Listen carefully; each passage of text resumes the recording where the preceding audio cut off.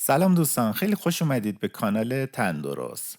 آژیل میان وعده مغذی کامل و بسیار سالمه که میتونید حتی وقتی در حال حرکتید اون رو میل کنید. آژیل سرشار از چربی های سالم، فیبر، پروتئین و آنتی اکسیدان هاست. مصرف مغزها و آژیل ها سبب کاهش قند، کلسترول و فشار خون میگردد. اما بسیاری از مردم نمیدونن آجیل خام بهتره یا بوداده. و اگه شما هم کنجکاوید بدونید کدوم یک از این دو آجیل بهتر و سالمتره، این ویدیو برای شماست. ادامه ویدیو رو با من همراه باشید. هر دو آجیل بوداده و خام دارای مواد مغذی یکسانی هستند. بودادن آجیل رنگ مغزها و دانه ها رو تغییر داده و اونا رو ترد میکنه و رطوبتشون رو کاهش میده. آجیل‌ها دارای چربی غیر اشباع تک و چندگانه هستند که میتونن کلسترول خون رو پایین بیارند و از شما در برابر بیماری‌های قلبی محافظت کنند. موقع بو دادن چربی‌های غیر اشباع آجیل در معرض حرارت قرار می‌گیرند و میتونن آسیب ببینند و اکسیده بشن و رادیکال‌های آزاد تشکیل بشه. رادیکال‌های آزاد سبب آسیب به سلول‌های بدن و پیری سلول‌ها و سرطانی شدن اونا میشه. همچنین چربی اکسید شده مسئول بوی بد و مزه عود کرده در آجیل هاست. خبر خوب اینه که میتونید با کنترل فرایند بو دادن، یعنی تنظیم دما و زمان، تشکیل این رادیکال های آزاد رو کاهش بدید. مطالعات نشون داده که وقتی مغزها با دمای پایین تا متوسط بو داده بشند، چربی های اونا کمتر اکسیده میشه.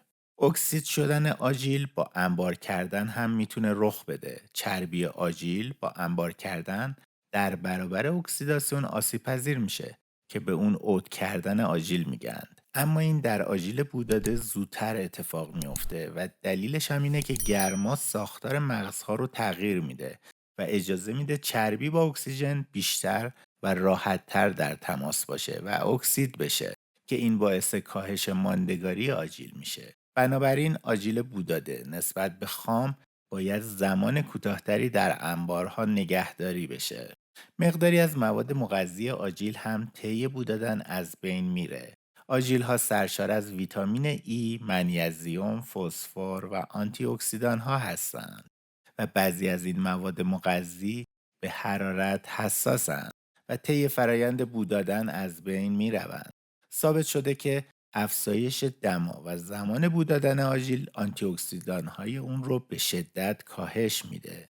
آنتی اکسیدان ها همانطور که از اسمشون پیداست، یعنی ضد اکسیداسیون، از اکسید شدن سلول ها جلوگیری میکنه، به این شکل که یک الکترون به اتم رادیکال آزاد میده و نمیذاره که رادیکال آزاد از اتم سلول های بدن شما الکترون بگیره.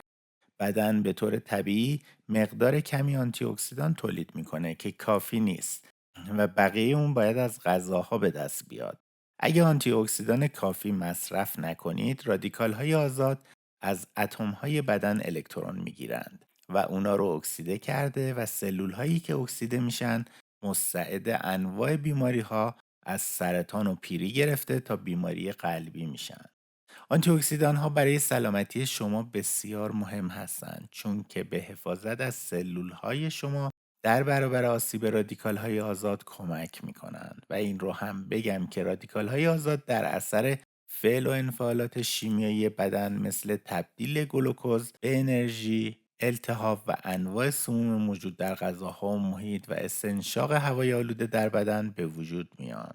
در پژوهشی مشخص گردید سطوح آنتی اکسیدان ها در انواع مختلف مغزها از زمان شروع بو دادن در دمای 150 درجه سانتیگراد تا 30 دقیقه بعد به طور مداوم کاهش یافت. اما همه آنتی اکسیدان ها در اثر بو دادن آسیب نمی بینند. در مطالعه‌ای مشخص شد که آنتی اکسیدان های لوتئین و زاگزانتین در پسته و فندق تحت تاثیر بو دادن قرار نمیگیرند. اما تیامین، کاروتنوئیدها و ویتامین ای هنگام بو دادن از بین می روند. با این حال میزان از دست رفتن اونا به نوع مغز و دمای بو دادن بستگی داشت. در کل میزان از دست رفتن ویتامین با افزایش دما افزایش پیدا میکنه و در طی بو دادن با حرارت بالا بیشتر آلفا توکوفرول و تیامین موجود در مغزها از بین می رود. طوری که بعد از بو دادن به مدت 15 دقیقه در دمای 160 تا 170 درجه سانتیگراد سطوح آلفا توکوفرول در بادام به میزان 54% و در فندق 20% نسبت به انواع خام اونا کاهش یافت، اما سطوح ریبوفلاوین تحت تأثیر قرار نگرفت. آلفا توکوفرول فعالترین شکل ویتامین ای است که در مغزها و دانه ها وجود دارد. بو دادن آژیل‌ها میتونه باعث تشکیل مواد شیمیایی مضر بشه. طعم غنی، رنگ و عطر بادام‌های بو داده شده به دلیل ترکیباتی است که در یک واکنش شیمیایی به نام واکنش مایارد ایجاد می‌شود. واکنش مایارد واکنشی بین اسید آمینه آسپارژین و قند طبیعی موجود در آژیل هاست. این واکنش وقتی رخ میده که آژیل‌ها در معرض حرارت بالای 120 درجه سانتیگراد قرار بگیرن و باعث میشه مغزهای بو داده شده رنگ قهوه‌ای به خود بگیرن. واکنش مایارد میتونه سبب تشکیل ماده مضر آکریلامید بشه. این ماده سرطانزاست. دمای بو دادن نسبت به مدت زمان بو دادن تأثیر بیشتری بر تولید آکریلامید داره. بادام به دلیل داشتن مقادیر زیاد اسید آمینه آسپارژین بیشترین حساسیت رو به تشکیل آکریلامید داره. اگه در هنگام بو دادن بادام درجه حرارت به بالای 130 درجه سانتیگراد برسه، آکریلامید شروع به تشکیل میکنه. به ویژه در دماهای بالاتر از 146 درجه تشکیل آکریلامید بسیار زیاد میشه. در مطالعه‌ای که انجام شد، وقتی بادام به مدت 25 دقیقه در دمای 139 تا 162 درجه سانتیگراد بو داده شد، سطوح آکریلامید به طور قابل توجهی افزایش یافت.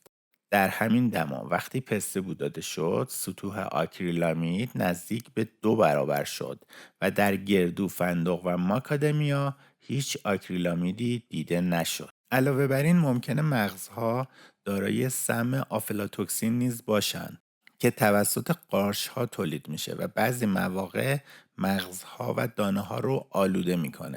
این سم در هر دو نوع مغزهای خام و بو داده شده شناسایی شده است.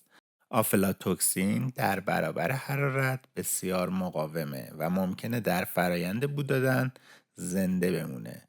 بهترین راه جلوگیری از آلودگی آفلاتوکسین کنترل رطوبت و دما در زمان خشک کردن و نگهداری آجیل هاست و برخلاف تصور بعضی از مردم بو دادن راه جلوگیری از آلودگی آفلاتوکسینی نیست. اگه مغزها در دمای پایین تا متوسط یعنی حدود 140 درجه سانتیگراد به مدت حدود 15 دقیقه بو داده شوند، از دست دادن ویتامین به حداقل ممکن میرسه. چربی های سالم حفظ میشه و احتمال کمتری برای تشکیل آکریلامید وجود داره. توصیه میشه به جای خریدن مغزهای بو داده شده اونا رو خام بخرید و خودتون اونا رو بو بدید. بهتره این کار رو در فر انجام بدید، چون که با استفاده از فر میتونید دما رو بهتر کنترل کنید و مقدار بیشتری از مغزها را به یک بار بو بدهید. علاوه بر این بو دادن در دماهای پایین یعنی 120 تا 140 درجه سانتیگراد باعث ایجاد طعم و بافتی مورد پسندتر میشه. خلاصه این که آجیل خام و بو داده هر دو سالم هستند و بهتره که آجیل را خام خودتون تهیه کنید و در دمای کم تا متوسط در حدود 140 درجه سانتیگراد به مدت 15 دقیقه تفت بدید. در پایان از اینکه تا آخر این برنامه همراه من بودید سپاسگزارم. این ویدیو رو جهت آگاهی بیشتر با دوستان خودتون به اشتراک بگذارید. لایک، سابسکرایب و کامنت های شما باعث بیشتر دیده شدن ویدیوهای آموزشی ما میشه. شاد و سلامت و پیروز باشید تا برنامه بعد. بدرود.